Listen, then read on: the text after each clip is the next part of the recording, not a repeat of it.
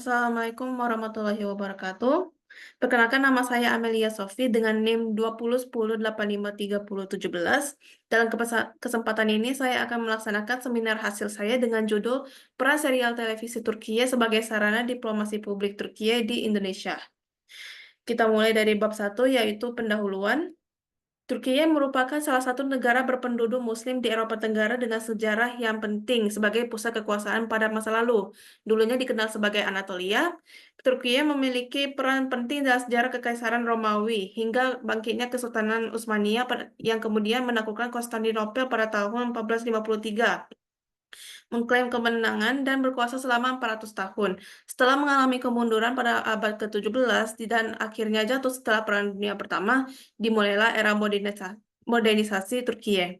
Pada tahun 1923, Turkiye mendeklarasikan dirinya sebagai republik dengan Mustafa Kemal Atatürk sebagai presiden pertamanya.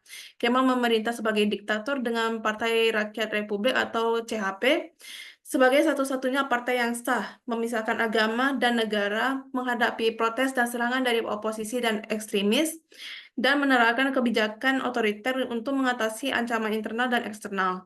Setelah banyak perubahan, pemimpin Turkiye masih memegang nilai sekularisme dan nasionalisme. Sampai Partai Keadilan dan Pembangunan atau AKP muncul pada abad ke-21 dan membawa perubahan positif yang dipimpin oleh Recep Tayyip Erdogan. Dia memimpin reformasi demokratisasi, transparansi, dan anti korupsi serta memimpin perkembangan ekonomi yang baik. Erdogan dipilih sebagai presiden ke-12 pada tahun 2014. Turki sekarang sedang fokus pada inisiatif branding strategisnya untuk membangun citra internasionalnya. National brandingnya itu namanya Turkiye Discover the Potential, itu bertujuan untuk menyoroti keberhasilan ekonomi dan pariwisata negara serta meningkatkan citra Turkiye melalui diplomasi publik, pariwisata, ekspor merek, dan investasi secara tidak langsung. Dan analisis dan penggunaan sumber daya soft power ini diperlukan untuk memperkuat citra bangsa, dan salah satu soft power yang efektif dalam hal ini adalah serial televisi. Drama televisi di Turkiye, dikenal sebagai Dizi, adalah serial televisi yang diproduksi dan disiarkan dalam bahasa Turki. Dizi ini memiliki genre yang berjalan dengan alur cerita dan musik dan setting yang unik. Drama-drama Turkiye ini dianggap sebagai eksportir paling terkenal di Turki karena mencerminkan budaya dan ekonominya.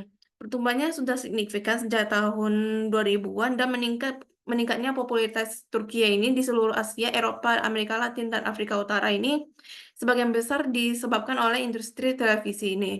Turkiye menarik minat global di industri serial televisi dan menjadi pengekspor terbesar ketiga di dunia. Serial televisi ini tiba di Indonesia pada tahun 2014 dan menjadi salah satu serial televisi favorit masyarakat. Ini dimulai dari drama yang berjudul Elif oleh stasiun SCTV pada Maret 2015. Meskipun awalnya ini tidak begitu diharapkan akan sukses, tapi drama tersebut berhasil menarik perhatian penonton Indonesia dan mengalahkan drama Korea Selatan dan India, dan mendorong stasiun TV lainnya untuk mengimpor lebih banyak drama Turki. Drama Turki ini sangat diminati Indonesia karena kehadiran aktor dan aktrisnya yang campuran wajah Eropa, Asia, dan Timur Tengah yang menarik secara visual. Selain itu, tradisi Turki yang mirip dengan Indonesia, jumlah episode yang banyak, dan alur cerita yang misterius dan membuat penonton itu terus tertarik dan ingin tahu kelanjutannya. Dan popularitasnya ini kemudian semakin meningkat lagi di Indonesia, khususnya pada saat pandemi global COVID-19 pada tahun 2020, di mana orang pada saat itu diminta untuk tetap di rumah, dan platform online itu menjadi salah satu cara untuk menghilangkan kebosanan di rumah. Dan serial televisi ini menarik banyak penonton di Indonesia dan bertindak sebagai duta budaya untuk mempengaruhi pandangan serta memupuk pemahaman yang mendalam tentang masyarakat Turki. Rumusan masalah dalam penelitian ini adalah Turki sekarang sudah mulai menjadikan aspek hiburannya sebagai salah satu instrumen penting dalam perekonomiannya. Dengan melakukan ini, mereka bisa memanfaatkan soft power mereka dan kampanye branding negara Turki. Serial televisi Turki ini sudah dikenal di mancanegara hingga mencapai Indonesia. Dengan cerita yang menarik, kualitas produksi yang tinggi, serial-serial ini tidak hanya menghibur, tetapi juga memperkenalkan budaya, sejarah, dan nilai-nilai Turki kepada penonton Indonesia. Serial televisi ini bisa menjadi jendela bagi masyarakat Indonesia untuk melihat sisi lain Turki yang mungkin belum banyak diketahui sebelumnya.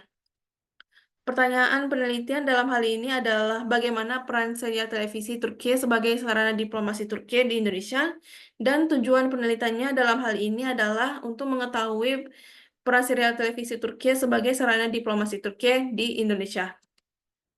Penelitian ini memiliki beberapa manfaat. Yang pertama adalah manfaat akademis, di mana penelitian ini menjadi proses pembelajaran bagi peneliti sendiri dan dapat menjadi sumbangan ilmu pengetahuan penulis dalam kajian akademis hubungan internasional mengenai soft power yang merupakan salah satu bagian dari politik luar negeri Turki, diimplementasikan melalui serial televisi Turki di televisi Indonesia, sehingga dapat menambah preferensi literatur hubungan internasional. Yang kedua itu adalah manfaat praktis, di mana penelitian ini untuk menambah wawasan ilmu atau menjadi referensi dalam penelitian ilmu hubungan internasional, sehingga diharapkan dapat menjadi acuan bagi pihak-pihak terkait di dalam pembuatan sebuah kebijakan luar negeri. Studi pustaka dalam penelitian ini ada 5. Yang pertama adalah artikel jurnal dengan judul Evaluating Turkish TV Series as Soft Power Instruments karya Nehir Agirseven dan Armagan Orki. Yang kedua adalah artikel jurnal dengan judul From Screen to Soft Power: The Rising Appeal of Turkish TV Series in Bangladesh karya Sudipta Sharma. Yang ketiga adalah sebuah buku dengan judul Popular Culture and the State in East and Southeast Asia karya Nisim Otmazgin dan Eyal N. Ben-Ari. Yang keempat adalah artikel jurnal dengan judul Soap Opera Diplomacy as an Element of Soft Power, Comparison of Soap Operas, The Magnificent Centuries, and Jewel in the Palace, karya Ahmed Iskan, Ali Faik Demir, dan Melis Ozdemir. Dan yang kelima adalah artikel jurnal dengan judul Promoting a Better Image Through Culture, The Case of Turkish Cultural Diplomacy Towards Indonesia, karya Dirka Aulia Fazrianti, Zailani, dan Ahmad As-Sahide. Kerangka konseptual yang dipakai di sini adalah Public Diplomacy and Global Business dari Jaewang, di mana diplomasi publik ini memiliki 3 tujuan, yaitu untuk mempromosikan tujuan dan kebijakan negara, membentuk komunikasi nilai dan sikap, dan sarana meningkatkan pemahaman bersama dan rasa saling percaya antara negara dan masyarakat. Selanjutnya yaitu metode penelitian. Jenis penelitiannya di sini adalah kualitatif deskriptif, di mana penelitian ini berfokus pada fenomena sosial dan memberikan suara pada perasaan dan persepsi peserta. Penelitian ini memiliki batasan masalah dari tahun 2014 hingga 2024, karena serial televisi Turki ini pertama kali tayang di Indonesia pada tahun 2014. Unit analisis di sini adalah industri serial televisi Turki, dan dengan unit eksplanasinya yaitu diplomasi publik Turki di Indonesia. Dan penelitian ini berlevel analisis negara atau level state. Dalam teknik pengumpulan data, peneliti memiliki 4 step, yaitu pertama adalah observasi, di mana peneliti menonton langsung serial televisi Turki ini. Kedua adalah wawancara, di mana peneliti melakukan survei berupa kuesioner atau wawancara terstruktur.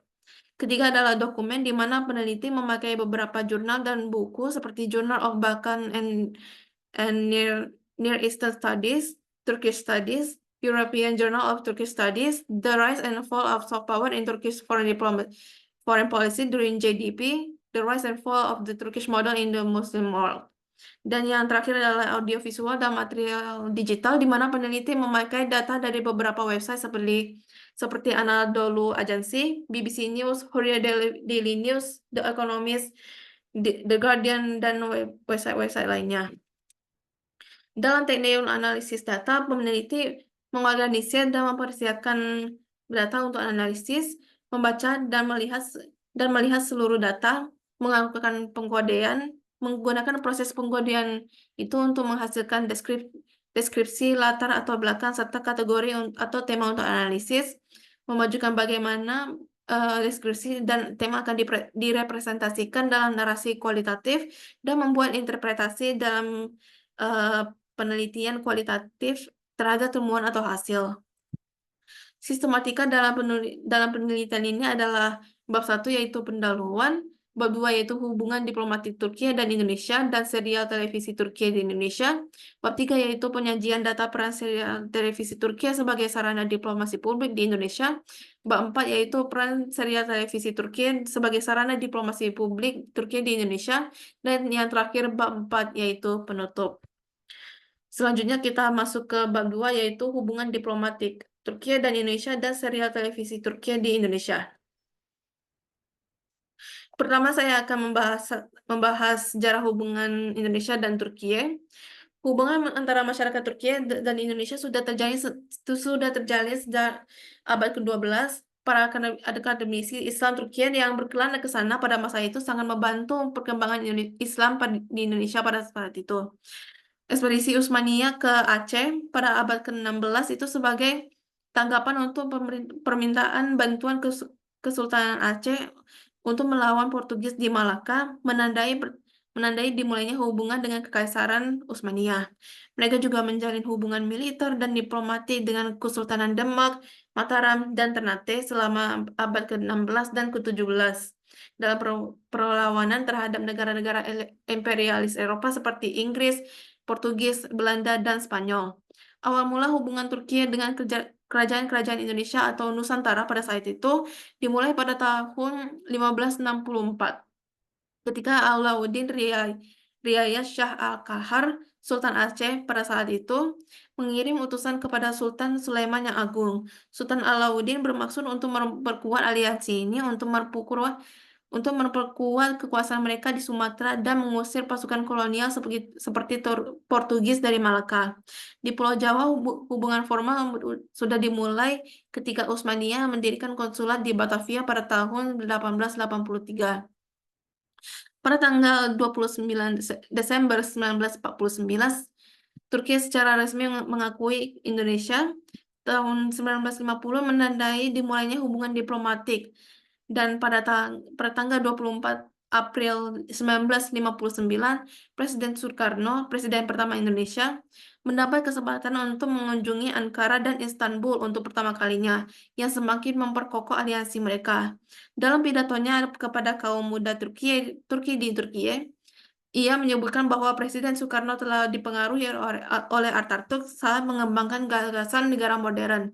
Ia menyatakan bahwa pergerakan nasional Indonesia ini melawan imperialisme Belanda itu sangat dipengaruhi oleh Atatürk. Hubungan Indonesia dan Turki relatif lebih erat pada masa pemerintahan Soeharto. Hal ini terjadi karena Soeharto lebih fokus pada pertumbuhan ekonomi dalam negeri dan memulihkan reputasi Indonesia di luar negeri. Hal ini terkait erat dengan kebijakan luar negeri Presiden Soeharto yang mengarahkan pada hubungan ekonomi yang kooperatif dengan negara lain, terutama Turki. Terjadi kesenjangan dalam hubungan Indonesia dan Turki setelah pemerintahan Soeharto. Hal ini terjadi karena masing-masing negara itu berkonsentrasi pada masalah krisis ekonomi. Pada masa pemerintahan Perdana Menteri Necmettin Erbakan, seorang insinyur mesin dan mantan Presiden Indonesia ketiga, yaitu Baharudin Yusuf Habibie, yang juga pada saat itu seorang insinyur penerbangan, itu diundang ke Turki. Habibie menyampaikan pidato di hadapan para pendukung Erbakan di sebuah stadion saat ia berada di Turki. Saat itu Habibie dipuji sebagai pemimpin Muslim yang berhasil mengembangkan sektor pesawat terbang di Indonesia, negara yang menjadi bagian dari dunia Islam yang memicu sorak-sorai dukungan dan kegaguman dari masyarakat umum. Di masa kepresidenan Abdurrahman Wahid, Pada tanggal 7 Juni 2000, Alwi Shihab, Menteri Luar Negeri Indonesia pada saat itu, mengadakan pertemuan dengan duta besar negara-negara Arab, Iran, dan Turki. Selama acara tersebut, topik utama yang dibahas adalah sikap pemerintah Indonesia terhadap deklarasi yang dikeluarkan oleh Konferensi Wilayah tentang pemisahan wilayah dari Indonesia atau kementerian oleh West Papua, yang kemudian meminta wakil tetap Qatar di New York untuk memilih Indonesia dalam rancangan resolusi yang bertujuan untuk persatuan dan keutuhan wilayah Indonesia. Pada masa kepresidenan Megawati Soekarno Putri, hubungan kedua negara ini semakin erat. Ini terlihat saat bencana alam yang terjadi di Turki dan Indonesia. Turki membantu Indonesia dan pemerintah Turki mendirikan beberapa pabrik roti dan memberikan tenaga medis pada gempa dan tsunami Aceh pada tahun 2004. Mereka juga memberikan bantuan sebagai $500.000 US pada saat gempa Sumatera. Perdana Menteri Turki Abdullah Gül mengunjungi Indonesia pada kunjungan kenegaraan pada bulan April 2011. Selama kunjungan tersebut, kedua negara sudah melakukan diskusi bilateral dalam upaya memperkuat kerjasama bilateral di sejumlah sektor. Presiden Susilo Bambang Yudhoyono dan Perdana Menteri Abdullah Gül melakukan diskusi bilateral yang berfokus pada tindak lanjut. Presiden Joko Widodo mengunjungi Ankara, Turki dalam kunjungan kenegaraan pada tahun 2017. Selama kunjungan 2 hari itu ke Turki, 2 perjanjian sudah ditandatangani oleh Indonesia dan Turki. Jokowi dan Presiden Turki Recep Tayyip Erdogan menyaksikan penandatanganan perjanjian perawatan kesehatan dan dimulainya negosiasi ekonomi untuk membentuk Indonesia-Turki Comprehensive Economic Partnership Agreement atau ITCPA. Selanjutnya saya akan membahas kebijakan diplomasi publik Turki. Proses pembuatan kebijakan luar negeri dalam masyarakat global itu mengalami restrukturisasi dan menghasilkan dinamika baru melalui opini publik, legitimasi, dan penerimaan. Kebijakan luar negeri di Turki tidak luput dari perkembangan ini. Kampanye propaganda melawan Turki telah berkontribusi terhadap opini negatif, begitu pula kebijakan tidak bijaksana yang sebelumnya diterapkan oleh pemerintahan Turki, seperti eksekusi di luar hukum, penyiksaan di penjara, penerapan kebijakan Kurdi yang tidak rasional, penyelenggaraan HAM, penganiayaan terhadap minoritas agama, pembatasan kebebasan berbicara, dan berbagai masalah lainnya telah berkontribusi terhadap reputasi Turki yang sangat buruk, baik di tingkat domestik maupun internasional. Beberapa kalangan asing menggambarkan Turki ini sebagai negara yang menginvasi Cyprus, membunuh orang Armenia, dan melakukan aksi militer di wilayah sekitar dengan alasan memerangi Partai Buruh Kurdistan atau PKK. Turki telah membuat kemajuan signifikan dalam mengubah keyakinan ini, sehingga perhatian dunia ini terfokus pada transformasi sosial dan ekonomi Turki dan bagaimana perkembangan ini mempengaruhi kebijakan luar negeri dari timur ke barat.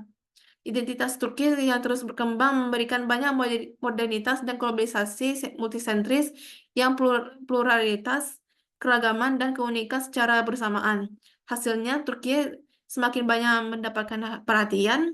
10 tahun terakhir telah menyaksikan beberapa perkembangan signifikan dalam Turkish Insight dari timur ke barat. Ini termasuk meningkatnya reputasi dan visibilitas Turki di media internasional, peningkatan jumlah jurnal asing yang tinggal di Turki, jumlah studi akademis yang dilakukan di negara tersebut, kunjungan tingkat tinggi, dan pengaruhnya terhadap opini publik di seluruh dunia, dan banyak faktor serupa lainnya. Turki mengambil sikap yang didasarkan pada warisan geografis dan sejarahnya sendiri, daripada memutuskan kepentingan nasional dan regionalnya sehubungan dengan preferensi struktural atau konflik sistem dunia yang terpolarisasi. Kebijakan luar negeri adalah area lain di mana transformasi internal dan proses normalisasi ini terlihat jelas. Menggunakan warisan sejarahnya untuk menginformasikan kebijakan luar negerinya telah terbukti menjadi salah satu landasan imajinasi baru Turki.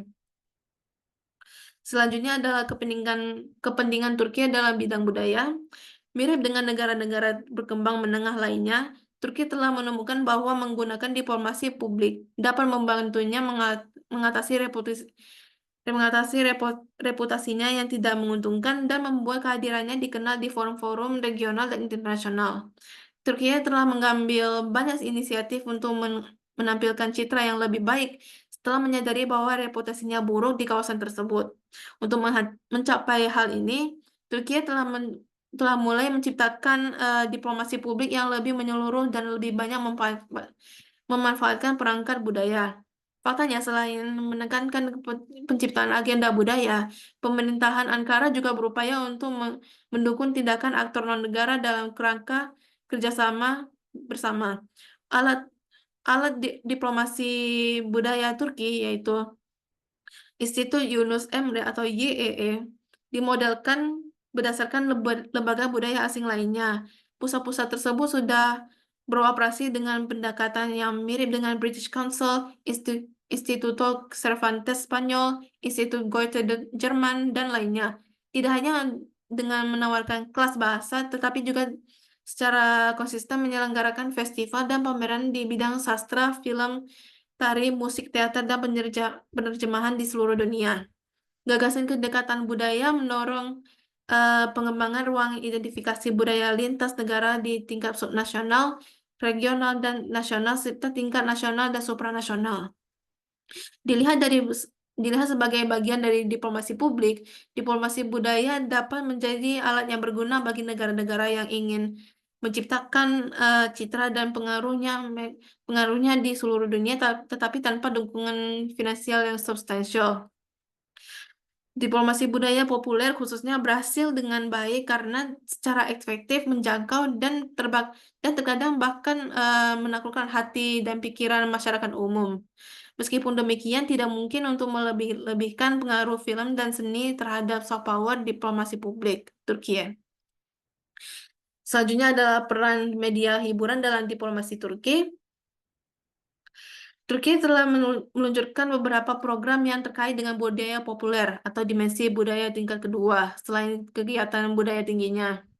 Bagi Turki, acara-acara budaya ini biasanya memiliki dampak yang signifikan dan membantu menghilangkan kesalahpahaman dan prasangka tentang negara dan masyarakat Turki.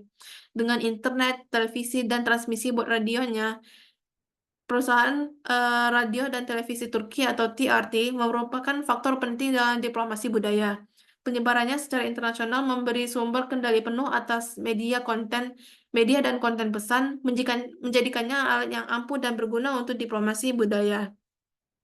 Ini mendukung promosi Turkish site yang sangat penting untuk membangun pengaruh dan citra dalam hal diplomasi budaya dan publik. Selanjutnya yaitu strategi diplomasi publik Turki melalui media hiburan.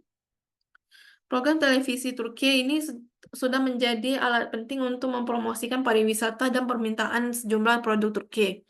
Dengan pendapat ekspor yang sebesar 200 juta dolar, Turki menduduki peringkat kedua di dunia pada tahun 2014 untuk produksi drama televisi setelah Amerika Serikat. Lebih jauh lagi, acara televisi Turki ini telah memengaruhi kehidupan banyak pemirsa Arab, khususnya wanita dan kaum muda, selain menarik mereka ke Turki ya, dan mendorong mereka untuk membeli produk-produk Turki. Lebih jauh lagi, drama-drama tersebut telah memperkuat soft power pemerintah Turki karena itu merupakan alat utama untuk memperluas pengaruh budaya Turki di wilayah sekitarnya dalam lingkup diplomasi budaya. Serial televisi Turki ini sudah menjadi alat soft power yang efektif karena pertumbuhan besar ekspor di serial TV yang juga memicu fenomena budaya populer yang kontroversial.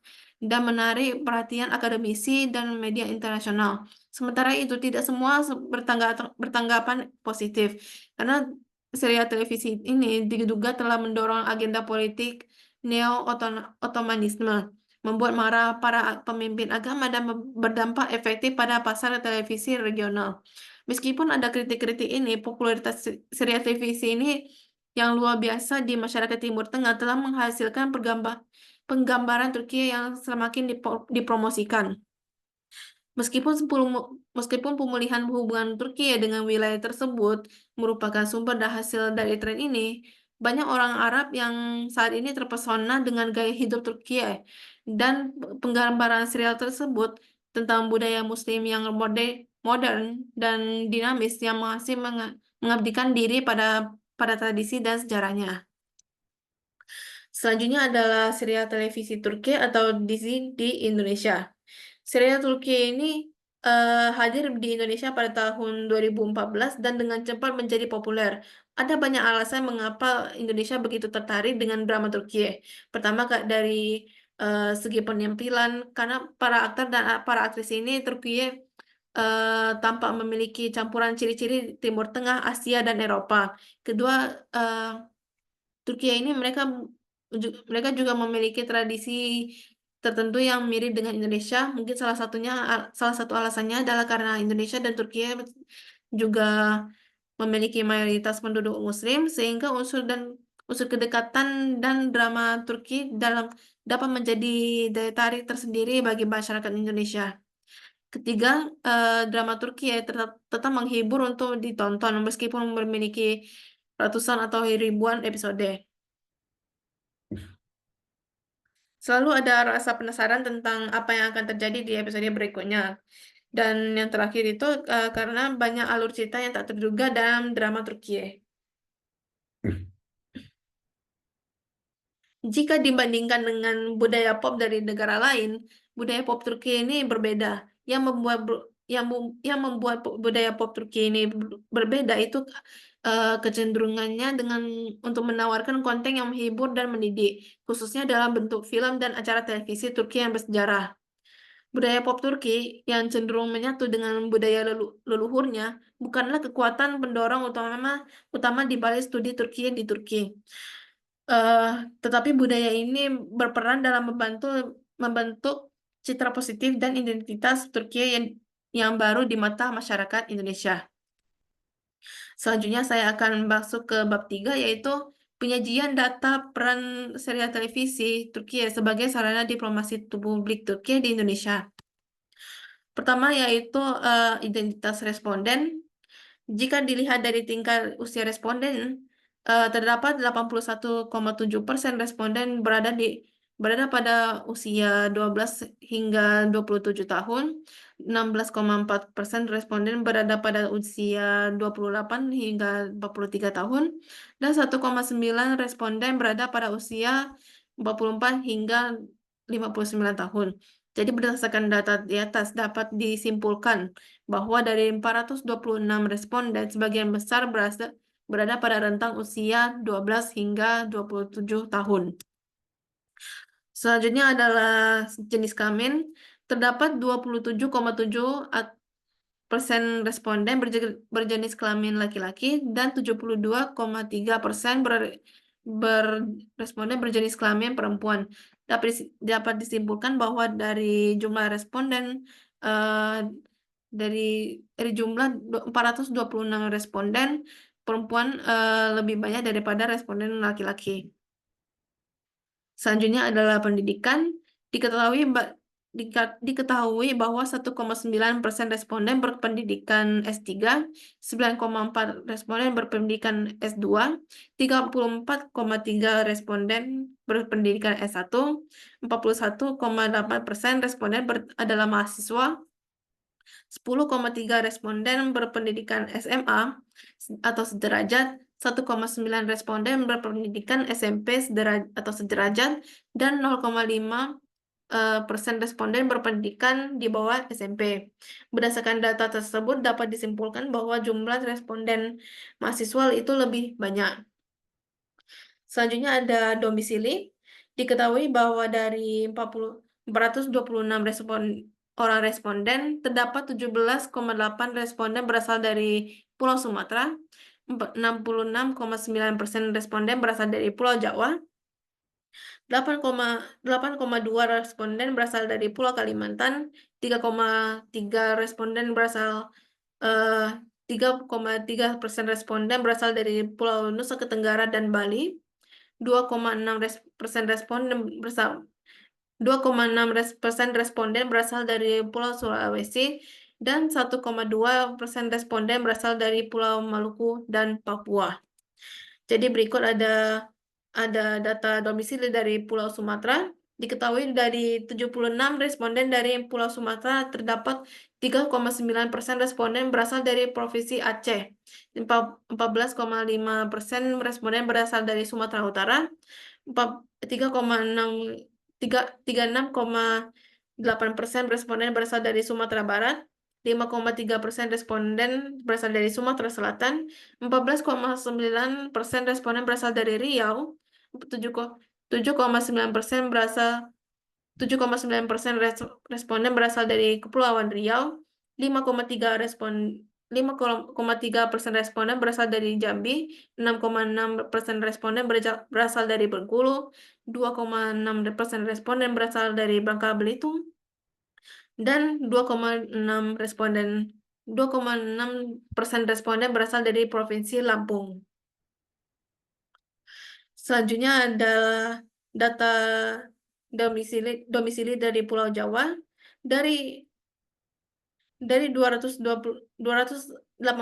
responden dari Pulau Jawa, terdapat 20,7% responden dari DKI Jakarta, 9,1% responden dari DI Yogyakarta, 22,5% responden berasal dari Jawa Timur, 25,6% berasal dari Jawa Barat, 12,6% berasal dari Jawa Tengah, dan 9,5% berasal dari Banten. Lalu ada data domisili Pulau Kalimantan.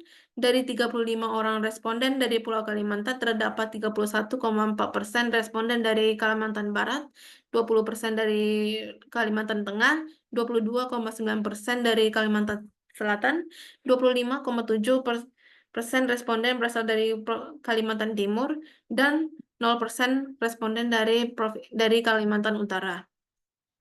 Lalu ada data domisili Pulau Nusa Tenggara dan Bali. Dari 14 orang responden dari Pulau Nusa Tenggara Bali, terdapat 92,9% responden berasal dari Bali, 72,1 responden berasal dari Nusa Tenggara Barat, dan 0% dari Nusa Tenggara Timur. Lalu ada data domisili Pulau Sulawesi. Dari 11 responden terdapat 0% responden berasal dari Sulawesi Utara, 18,2% dari Sulawesi Tengah, 45,5% dari Sulawesi Selatan, 9,1 responden dari Sulawesi Tenggara, 18,2% dari Sulawesi Barat, dan 9,1 dari Gorontalo. Lalu yang terakhir ada data domisili Pulau Maluku dan Papua. Dari 5 orang responden dari Maluku dan Papua, terdapat 60% responden berasal dari Papua, 20% dari Papua Barat, 20% dari Papua Barat Daya, dan 0% dari Maluku, Maluku Utara, Papua Pegunungan, Papua Selatan, dan Papua Tengah. Jadi sekarang saya akan memasuki peran serial televisi Turki dalam diplomasi publik dan global bisnis. Sesuai dengan tujuan dari J1, saya akan membahas dari tujuan yang pertama, yaitu mempromosikan tujuan dan kebijakan negara. Jadi pertanyaan pertama adalah apakah Anda mengenal Turki? Dari 426 jawaban responden, terdapat 420 orang atau 98,6 responden yang menjawab ya, sedangkan 6 orang atau 1,4 responden menjawab tidak. Jadi dapat disimpulkan bahwa yang memilih jawabannya itu jauh lebih banyak daripada jawaban tidak pada pertanyaan ini. Pertanyaan selanjutnya adalah dari skala 1 sampai 5, sejauh mana Anda mengenal Turki? Dari 426 jawaban, terdapat 0,9% responden yang memilih jawaban pada skala 1, 99,9% memilih jawaban pada skala 2, 31% memilih jawaban pada skala 3, 41,5% memilih jawaban pada skala 4, dan 16,7% memilih skala nomor 5. Pertanyaan selanjutnya yaitu, apakah Anda tahu Dizi eh, sebut sebutan untuk drama Turki? Dari 426 orang responden, terdapat 83,8% responden yang menjawab ya, sedangkan 16,2 responden menjawab tidak. Jadi dapat disimpulkan bahwa responden yang memilih jawabannya itu lebih banyak daripada jawaban tidak pada pertanyaan ini. Pertanyaan selanjutnya, apakah Anda menonton Dizi atau drama Turki? Dari 423 jawaban responden, terdapat 86,3 responden yang memilih jawaban ya, sedangkan 13,7% responden yang memilih jawaban tidak. Jadi dapat disimpulkan bahwa responden yang memilih jawabannya itu jauh lebih banyak daripada jawaban tidak pada pertanyaan ini. Pertanyaan selanjutnya adalah, dari mana Anda mengetahui Dizi atau drama Turki? Dari grafik di atas, berdasarkan 426 jawaban responden, terdapat 3 jawaban tertinggi, yaitu 51,9% responden memilih jawaban media sosial, eh, 39,7% responden memilih perjawaban program televisi, dan 5,6% responden memilih jawaban diskusi sosial. Berdasarkan deskripsi di atas, dapat diketahui bahwa 51,9% responden mengetahui serial televisi Turki atau Dizi eh, yang berasal dari Turki ini melalui media sosial seperti di TikTok, Instagram, X, Facebook, dan aplikasi media sosial lainnya. Pertanyaan selanjutnya yaitu, seberapa sering Anda menonton Dizi atau drama Turki? Dari 426 jawaban responden, terdapat 14,8% responden yang memilih eh, jawaban pada skala 1, 16,4% responden memilih jawaban skala 2, 18,8% responden memilih jawaban skala 3, 36,6% responden memilih jawaban skala 4, dan 13,4% memilih jawaban skala 5. Pertanyaan selanjutnya yaitu, di mana Anda menonton Dizi? Berdasarkan 426 jawaban responden, terdapat 2 jawaban tertinggi, yaitu 50% yang menjawab platform streaming online, dan 44,1 responden yang memilih jawaban televisi. Berdasarkan deskripsi di atas, dapat diketahui bahwa 50% responden menonton serial televisi Turki ini melalui platform streaming online dengan mudah. Pertanyaan selanjutnya yaitu, apa alasan Anda tertarik menonton Dizi atau drama Turki? Diketahui dari 426 responden, terdapat 40,1% responden memilih jawaban plot atau ceritanya yang menarik dan misterius, 28,4% responden memilih jawaban terpengaruh oleh viralnya di televisi atau media sosial, 23,5% responden memilih jawaban aktor dan aktrisnya yang tampan dan cantik, 3,3% responden memilih jawaban episode yang banyak, dan kurang dari 1% pada setiap pilihan jawaban lainnya masing-masing, yaitu kulturnya yang beda, mengikuti orang tuanya yang menonton, ataupun tidak menonton sama sekali. Berdasarkan deskripsi di atas, dapat diketahui bahwa 40,1% responden menonton serial televisi Turki yang berasal dari Turki ini karena plot atau ceritanya yang menarik dan misterius. Pertanyaan selanjutnya yaitu, menurut Anda, apakah Dizi atau drama Turki tersebut dapat diterima di masyarakat Indonesia? Dari 426 jawaban responden, terdapat 0,7 responden yang memilih jawaban skala 1, 2,6 responden memilih jawaban skala 2, 18,1% memilih skala 3, 56,3% memilih skala 4, dan 22,3% memilih skala 5. Pertanyaan selanjutnya, eee, apakah Dizi atau drama Turki ini dapat merefleksikan budaya dan tradisi Turki? Dari 426 responden, terdapat 0,9 responden memilih jawaban skala 1, 2,8% memilih jawaban skala 2, 18,8% memilih jawaban skala 3, 47,9% memilih skala 4, dan 29,6% memilih skala 5. Sekarang saya akan memasuki tujuan diplomasi publik dan global bisnis yang kedua, yaitu sebagai bentuk komunikasi dan nilai sikap. Pertanyaan selanjutnya yaitu, menurut Anda apa alasan Dizi ini dapat populer di masyarakat Indonesia? Dari 426 responden, 21,1% responden memilih jawaban aktor dan aktrisnya yang rupawan, 16,9% memilih jawaban tradisi dan budayanya, 34,5% responden memilih plot atau alur ceritanya yang menarik, 13,4% memilih jawaban keindahan negara Turki yang memukau, dan 14,1% responden memilih jawaban ingin menonton drama negara lain selain drakor, drama, drama barat, dan lain-lain. Berdasarkan deskripsi di atas, dapat disimpulkan bahwa sebagian besar responden menyatakan bahwa alasan Dizi ini dapat populer di masyarakat Indonesia adalah karena plot dan atau alurnya yang menarik. Pertanyaan selanjutnya adalah, menurut Anda apakah Dizi atau drama Turki ini dapat membantu memperkenalkan nilai-nilai budaya Turki di Indonesia?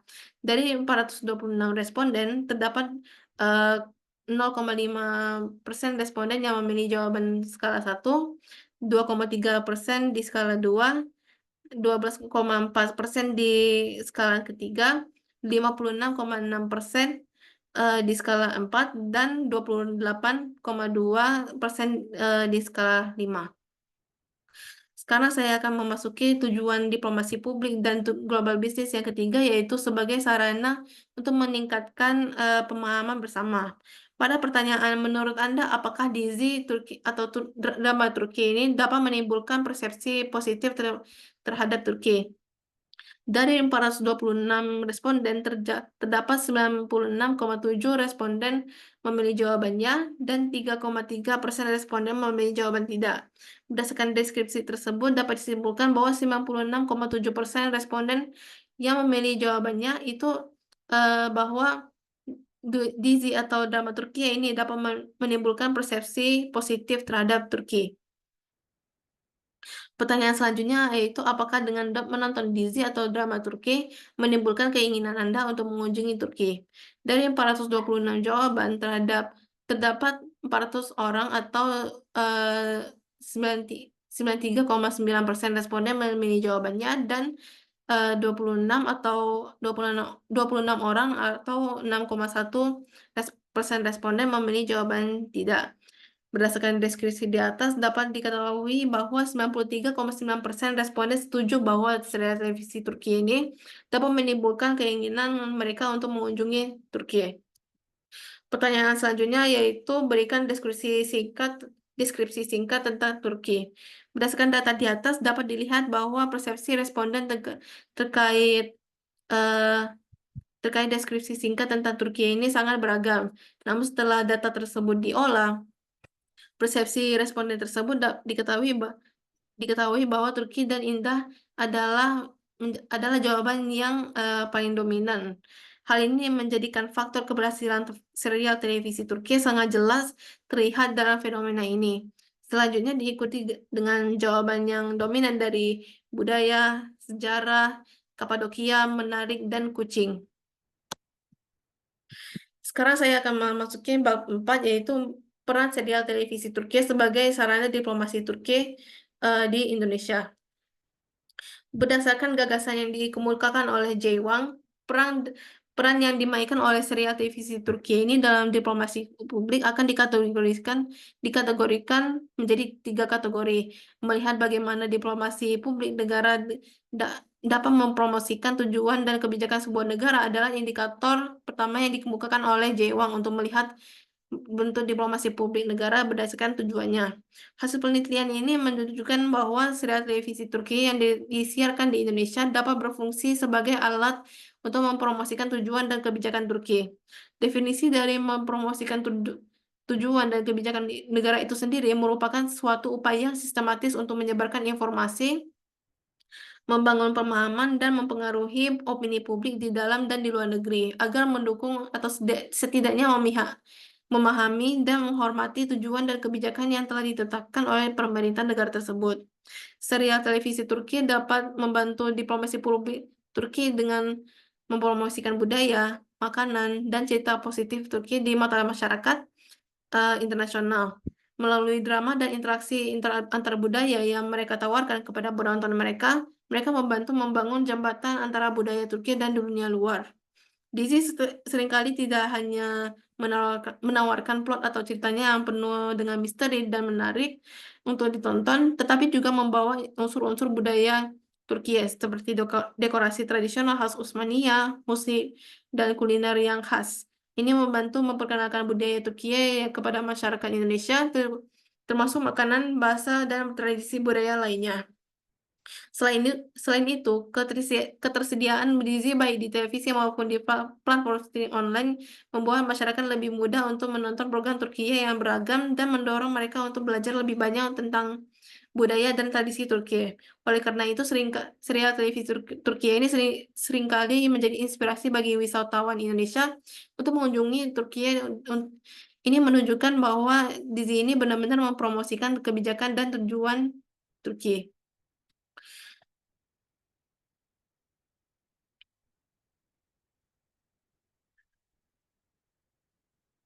Nilai Nilai dan cita-cita Turki juga dikomunikasikan melalui serial televisi Turki, juga dikenal sebagai Dizi.